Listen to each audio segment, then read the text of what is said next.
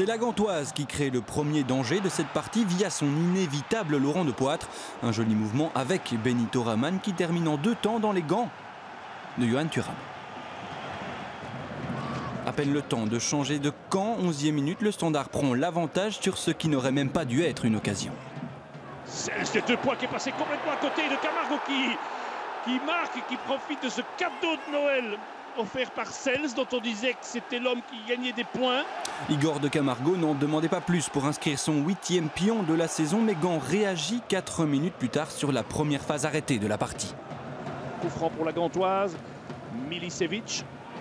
C'est bien donné, on a complètement oublié Neto, comment est-ce possible, de Poitre, et Van Damme a touché cette balle. C'est maintenant Arslan Agic, un ballon contré, et le but égalisateur, immédiatement sur ce tir croisé de Benito Raman, très joli tir croisé et qui est touché, vous le voyez sur ce ralenti, par De Jagereux. De Jagereux à qui le but sera attribué. Dans la foulée, Gand s'installe aux alentours du rectangle liégeois. De Poitre, dans son style caractéristique, emmène le ballon, mais Thuram est attentif. Le premier tournant de la rencontre a lieu à la 37e sur une faute d'Eno à 70 mètres de son but. Oh là là. Et carte rouge directe. Carte rouge directe pour Eno. C'est sa 2e cette saison. 2e pour Eno, 5e exclusion pour un Standardman depuis le début de la compétition. Celle-ci est indiscutable. Il n'y a pas d'intention de blesser, mais bien trop d'intensité dans le geste du Liégeois. Plus rien à voir dans cette première mi-temps, si ce n'est un Ivan Vukomanovic de retour au vestiaire avant même les coups de sifflet d'Alexandre Boucaud. Mais quoi qu'il ait été dit par l'entraîneur à la mi-temps, le Standard n'est pas transfiguré en début de 2e période. Première réaction par un mouvement solo d'Adrien Trebel à côté. En face, Gand ne profite pas de sa supériorité numérique. Thuram est intransigeant sur ce centre dangereux de Raman. 80e minute, Soumaoro aurait dû lui aussi être exclu pour une semelle sur Milec. Sentence à laquelle n'échappera pas Hazaré 5 minutes plus tard pour cette faute grossière sur Igor de Camargo.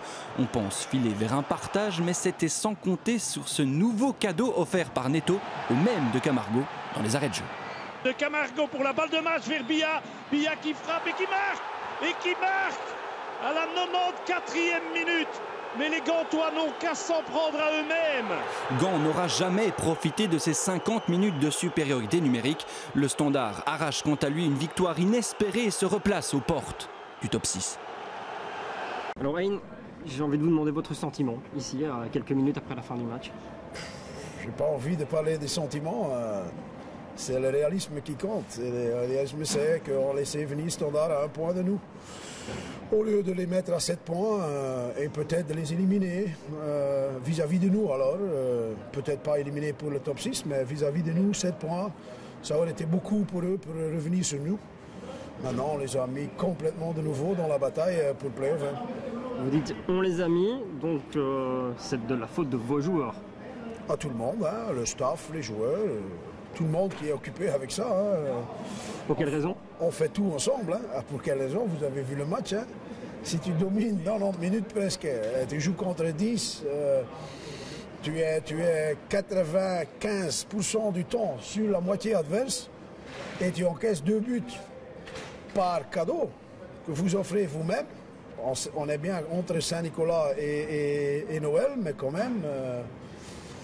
Si tu continues à faire ça, et ce n'est pas la première fois qu'on fait, on a donné un cadeau à Courtrai, on a donné des cadeaux à Charleroi, on a donné des cadeaux à Genk, maintenant à Standard, et voilà, ils sont tous là, presque tous devant nous. Ça, c'est la réalité. Donc vous offrez des cadeaux et en plus de ça, vous n'arrivez pas à finir les belles actions que vous créez. On a mis un but. Normalement, ça aurait dû être suffisant aujourd'hui pour gagner, parce que Standard n'a pas eu une vraie occasion si on n'avait pas donné... l'opportunité à eux, donc mais ok, c'est vrai qu'on espère toujours marquer plus de ces situations-là, créer plus. C'est vrai qu'on n'a pas créé assez peut-être, qu'il nous manquait un peu d'ingéniosité sur le terrain, aussi le terrain qui ne nous aide pas, qui n'est pas en bon état, et si tu dois faire le jeu, c'est pas évident non plus, donc voilà, c'est la réalité. Donc vous ne vous cachez pas derrière un hold-up possible, c'est de la faute de vos joueurs. Vous me dites que ça manquait d'ingéniosité, pourtant on a vu beaucoup de permutations, beaucoup de mouvements dans votre équipe. Oui, mais c'est une année de miracles. J'ai jamais eu autant de miracles dans une saison. Et la saison n'est pas encore finie. Seulement, les miracles tombent toujours de l'autre côté, jamais de notre côté. Donc, c'est exceptionnel. J'ai jamais eu une année comme ça, moi, où tu domines des matchs vraiment. Et quand même, tu perds ou tu perds des points. Contre Genk, c'était un match miracle. Aujourd'hui, de nouveau, voilà, ça va être le stade miracle. On va l'appeler, changer de nom. C'est quoi le message que vous adressez à vos joueurs dans des conditions comme ça? Ben là, on peut les protéger tout le temps et c'est ce que je fais d'habitude. Mais là, il faut, à un certain moment, il faut arrêter. Il faut quand même mettre les choses au point et dire ok les gars, vous rêvez tous de jouer Play-off 1. Vous êtes les joueurs pour jouer Play-off 1. On a une équipe pour jouer Play-off 1. On joue un jeu qui mérite de jouer Play-off 1, sauf on ne peut pas arrêter de faire des conneries sur le terrain. Allez, aujourd'hui c'est incroyable. Hein? Moi je ne suis pas le seul. Il y en a 19 000 qui l'ont vu. Hein? Il y a 19 000 gens qui sont déçus, vraiment déçus. Ils ont vu une équipe pousser. À la fin, ils rentrent tous avec une défaite. Hein? Parce que les supporters, ça vit énormément. Donc pour eux, c'est très lourd à porter.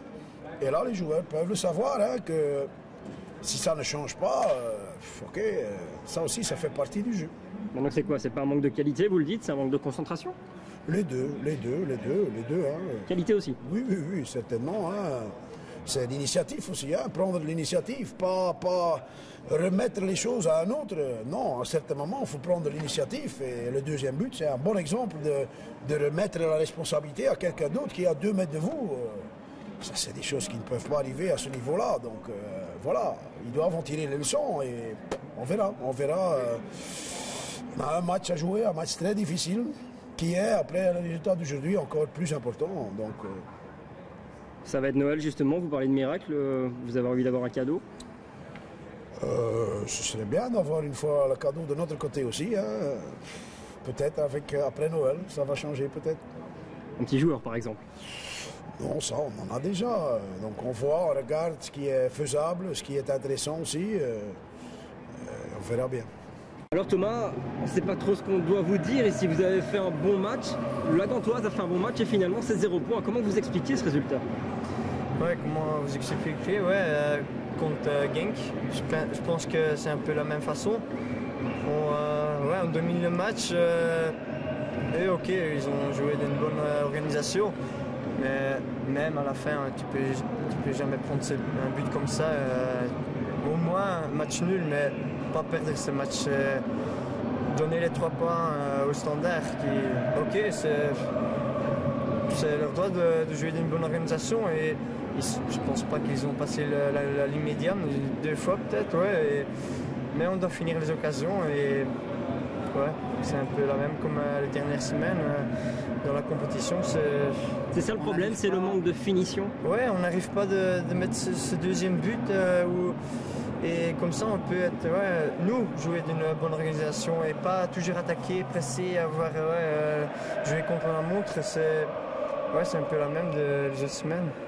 Par contre, on voit quand vous devez faire le jeu, vous le faites bien, le ballon tourne vite, vous créez de nombreuses occasions. Donc, effectivement, c'est juste la finition qui manque. La volonté de M. Van Azenbroek avant le match, quelle était-elle?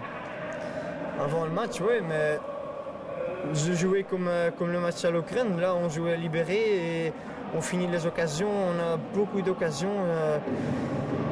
Comme à Genk, aujourd'hui, on domine le Standard. Ok, ils ont joué avec 10, mais on ne peut jamais perdre ce match-là. On a des occasions et on doit les finir. Ça doit améliorer. C'est parce que sinon, tu ne peux pas gagner un match.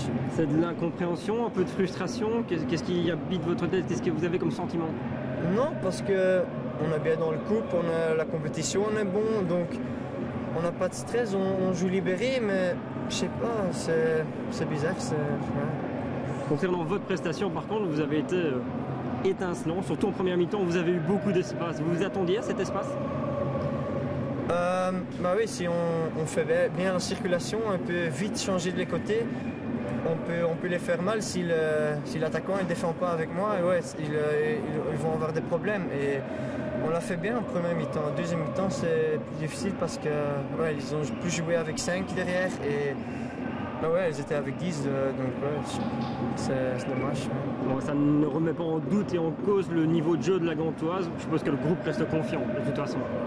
Oui, non, on peut pas, on doit directement oublier ce match. Vendredi, c'est le dernier match avant Nouvel An, donc on peut bien finir si on prend les 3 points. Et les autres équipes, je pense, ils ont aussi encore des matchs difficiles. Donc, mais c'est à court trait, donc ça va pas être facile. Mais on doit y croire parce que ouais, on peut battre tout le monde.